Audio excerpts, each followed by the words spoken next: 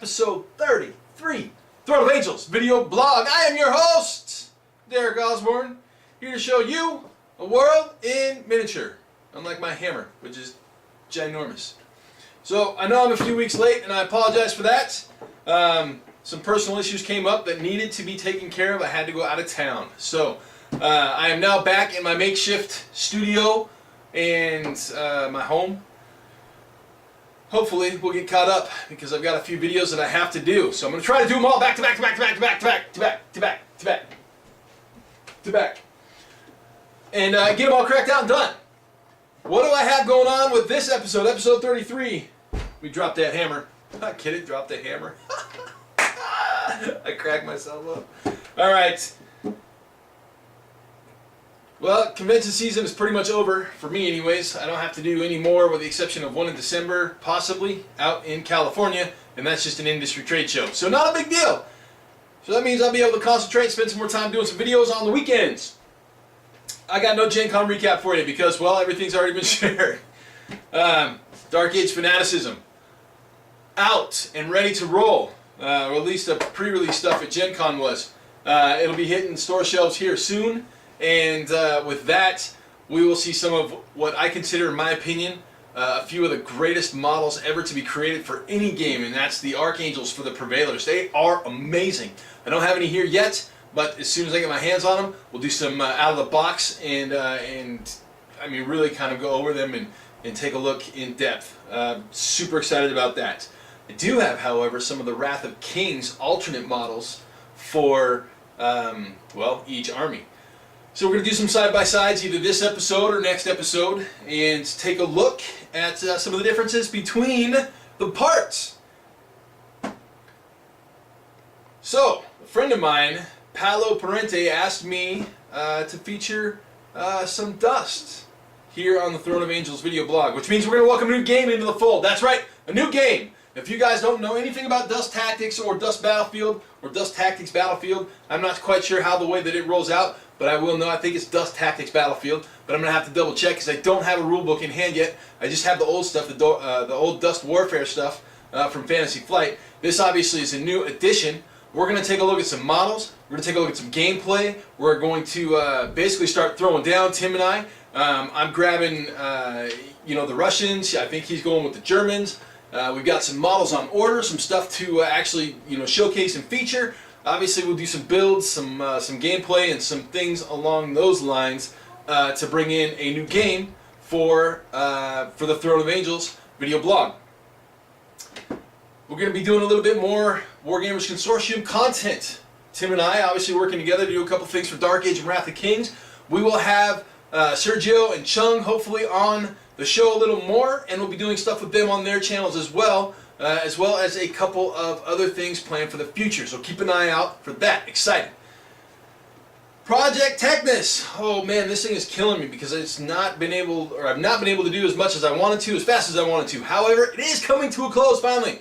I've got 4 more character models done, which means I've got 2 character models left and 1 unit with a leader. So hopefully I can wrap that up by the end of the month and get moving on something else. What else, you ask? Project Modular Terrain. That's the one that's coming up next. That's right. That's what this stuff here is for. Project Modular Terrain, I started planning that obviously when I got the votes through a couple episodes ago. And, well, I've got a whole book. Literally. I've got a book with plans. Drawings, prototypes are in the works. I've got some prototype stuff down over there. I may or may not show you, but I've talked to a few different people and our friends over at the Miniature Building Authority, Kirk Stevens. I told him about it. He's like, dude, I've got something totally awesome for you to feature. It is our castle system, which is what this is. So we're going to do it out of the box for the castle system at the end of this episode. I'm basically not going to unpackage it, but I'm just going to put it together, throw it down here on this table, and show you guys in detail what it is. So if you guys aren't familiar with the Miniature Building Authority, they actually do pre-paints. We've featured some of their stuff in the past. If you guys remember my post-apocalyptic pillar boxes, those are Miniature Building Authorities. We did a boat. That was Miniature Building Authority. Well, now I've got a castle system from those guys, and they actually have a Kickstarter coming up pretty soon, which I think is probably why he threw it my way. However, This stuff is spectacular. So like I said, I'm going to pull it out, put it on the table, and we're going to take a look at it in depth. Well, that brings me to the end of my list. And yes, I actually have a list this time. I just have it sitting on the table. So you know what that means? That means it's time to get started. Let's roll. Woo! Project Teknes continues. These are the 4 models that over the course of the last 6 weeks or so I've gotten work done on. I've completed the Iron Ward, I completed my second Z.A.G.E, and I'm about 90% done on my Galvanic Defenders. Let's take a look at each one in detail. So starting with the Z.A.G.E, I put the first Z.A.G.E I finished obviously right next to it because I wanted to show the contrast. Effectively, I wanted an orange one and a purple one. So we've got an orange one and a purple one. Now, we've already looked at the orange one. Let's look at the perp. So with this one, I wanted to have a little bit more of a fiendish look. So the orphan underneath it, her face is a little darker with just the highlights coming from basically that direction. I wanted to go for the old dive bell look on the medals, including the sword. The base, however, is not complete. I figured I'd do all the bases on the characters all at one time since it's mainly a simple process. But as you can see, I just went with a simple base purple on this one. Nothing spectacular. I just wanted it to be a little darker than the other one and provide a decent contrast on the field of battle. So that's the second Z.A.G.E for you. Now we have the Galvanic Defenders, the crazy puppy riders. These guys I wanted to, kind of do something a little different with, have a little fun, but this is what I would consider an exercise in speed painting. I've got obviously the medals to do still, because I don't have any of the medals, but I wanted to lay him on the side and lay him on the side so you can see that I did one with spots and one with stripes.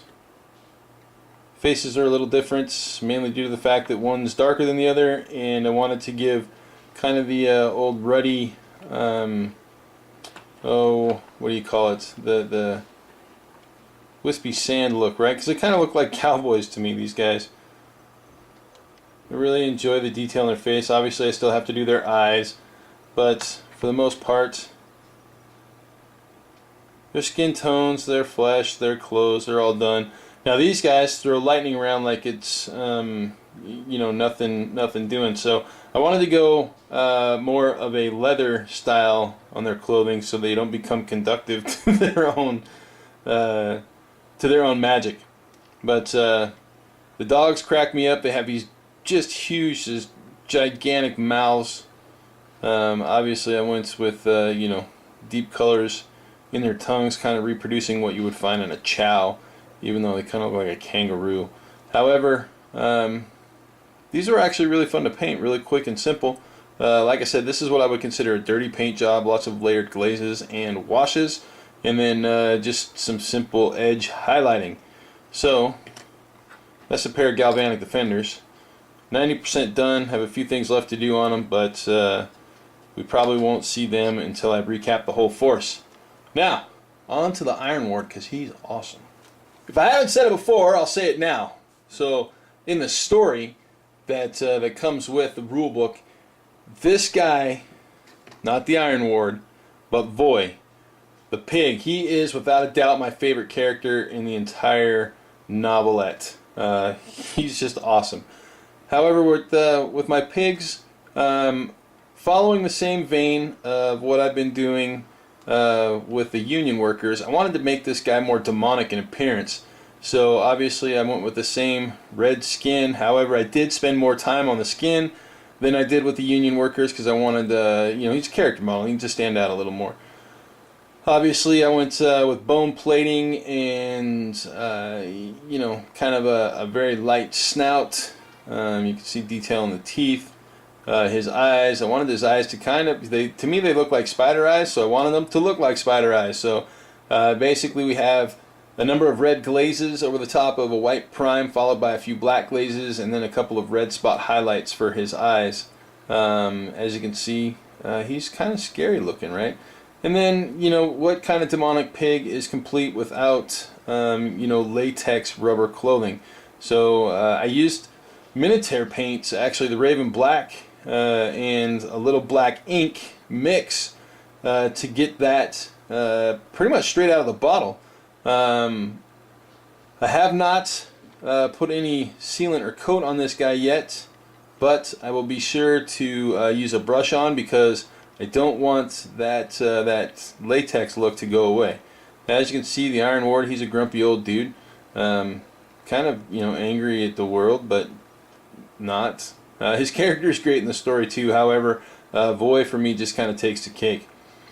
So looking at this guy all the way around, as you can see, my version has a broken sword hilt. I didn't bother repairing it because A, I didn't have the piece, and B, it kind of adds a little more character to it. Alright, so that's it today for Project Teknes. My favorite character in the story, Voy and the Iron Ward. Following up Project Teknes, I figured we'd do a couple of side-by-sides. We're going to look at the cage. Obviously it ties in with Project Teknes. And then we're going to look at the Fulong Devourer, mainly because the cage is the only one that I have both models assembled. And the Fulong Devourer, I don't have a second dragon, just the parts, or the alternate parts that will come for the second dragon. So we'll just do a side-by-side of those. I do have parts for all 5 of the rank 2 monsters, as well as parts for a number of the rank 1 leaders. So we will take a look at some of those in a later episode. But looking at the cage, as you can see, they did the old arm swap there. The arms roughly the same, but as you can see, we have a different weapon, right? We've got the halberd and we've got the spear, so completely different weapons. And then we've got a different pose on the power hand, or the power arm, or the power fist, or whatever you want to call it. They actually have a different stance, not much, but the feet are a little closer together on this one than they are on this one. And I'm not sure if you can see it there, but it is noticeable when you stand them side by side like this, because, well, the feet are a little, the separation is different. Let's see if I can get that. There, you can see it there. So, obviously we've got a little difference in the stance. Both hands are a little different one way or another. One's got a different weapon, the other one's got a different pose in his fingers. So, pretty simple alternate pose, but pretty cool nonetheless. It definitely is a quick and easy way to get multiple versions of the same model on the field looking a little different. Comparison number 2, the Fulong Devourer. Now, as I said, I only have parts for this one. I don't have an additional dragon. Sad, I know, but it is what it is. So we'll just look at the parts. Obviously, the dragon itself comes with a different tail, or I should say the back end of the tail, which is what this is flopping all around. And then obviously a different set of whiskers there for its head, and the riders are completely different. We'll look at the riders in detail here right quick. But comparing the whiskers, obviously these guys will come straight out, kind of give us that never-ending story look for this guy, which is really cool. And then let me find, there's the mold line there. So the tail, the back tail section obviously comes up and off. It's been the tail feather section, I guess, obviously is going to be a little different, mainly just due to the gravity affecting it differently. But as you can see, it goes in a completely different direction. So, oh, there you go. It goes in a completely different direction, and will give that dragon a completely different look. Now, obviously, you can mix and match parts, so you could have like completely different dragons all over the place. Now, let's look at the riders in detail here really quick, because there is a considerable difference in the riders. I'm going to go ahead and zoom in on these guys, see if I've got them centered up right. Yeah, we're close. Alright, as you can see, the riders have different everythings, with the exception of maybe their leg. Nope, even their legs are different. So, obviously the pose is different on either one of the riders. This guy's more right shoulder forward, this guy's more left shoulder forward. Helmets are completely different. The backpack's completely different. Both arms completely different. He's got a sword, he's got a halberd. So, we are looking at completely different riders. And I totally dig both of them. So, the Fulong Devourers from C.A.G.E. get some really cool different alternate pieces. Now we're going to look at some more stuff a little later, just due to the fact that I don't have anything else assembled at the moment. So I'll get that done here in the next week or so and get some more comparisons squared away for you guys, along with the rest of Project Teknes. So up next, let's look at a castle, shall we? Last but not least, the modular castle system from Miniature Building Authority. Now I can zoom out a little bit, kind of get most of it on frame, but not all of it. But we'll give you a quick pan so you actually can see the size of this thing. Now this is just part of what will be available. Kickstarter, from what I understand, is going to start on the 1st of October. You'll be able to buy a huge, monstrous castle from the Miniature Building Authority. Again, this is all pre-paints. It's the only pre-paint that we're going to feature for Project Modular Terrain. I'm in love with this thing. It's just absolutely cool, right? So we got a gatehouse, obviously, right there. A couple of large walls and a couple of towers. I've also got a couple of smaller walls. I'll go ahead and replace that large wall there with a smaller wall. So we have options on how we can build this thing. Right, I've got another smaller wall on the backside there, and obviously I can get more pieces to this thing later on when they become available. Obviously, for us skirmish gamers, this is a fantastic setup for a couple of different things. One, we could do basically a siege in the middle. We can, use it for scenario play. Role players will have a field day with this. Same with medieval reproduction people. It's got multiple layers of detail, like all over the place. I mean, this gatehouse has 3 doors. My hands are too fat to fit in it, but literally, it's got door on the front, door on the back, a door in the middle, door in the back. 2 different types of doors. The portcullis there, and hey, look at that, out of frame. Woo, in frame now. So we can zoom in on those and take a little bit better look, so you guys can see what comes in there. You've got the top, and then you've got the pulley system there. Same with the towers, right? The towers come with collapsible detail. So roofing systems, and just to give you, well, I should probably drop the camera up front. So quick cut to give you guys a quick idea of attention to detail. If you can see it, the doors, my lighting right here is really poor, I'm sorry. So we've got interior painted, it's got doors on the inside. Like I said, there's 3 different places that you mount the doors. They all slide in. So you've got that up front, the big giant manor door in the middle, manor door in the back. So nice and squared away. Again, we've got basically, oh, that's the wrong one. That is the one. This goes this way. You can tell which way they go because there's a trap door here, and then stairs actually on the inside here, if you can see those. If not, again, I apologize. I'm in my makeshift studio, so my lighting is terrible, and I know this. I know this! But as you can see, we've got a great, entertainingly modular setup for a pretty cool looking castle. Alright, we'll take one more shot, and we'll head to the wrap. There it is, once again, in all of its glory, with a few models out front for scale. Alright, modular castle system. Again, the only pre-painted models we'll be featuring in Project Modular Terrain, once again from the Miniature Building Authority. Once again, that's a wrap. Project Teknes.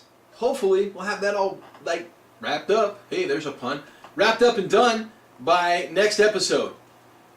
Dark Age. Hopefully I'll have my hands on some things. I got a couple of build guides coming. One for Dark Age, one for Wrath of Kings, both by request. Make sure you check out the Miniature Building Authority's Kickstarter coming here first part of October for that modular castle and the castle set that we took a look at. Project Modular Terrain. I've got the book, been doing some designs, Been writing a bunch of stuff down. Prototypes, got some prototypes. I do need to order some materials and get working on that. Kind of excited to get started because, well, it'll be a lot of fun.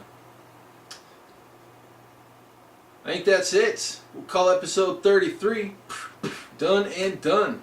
So, to all you all out there, we will of course see you in 2. Thanks for joining us.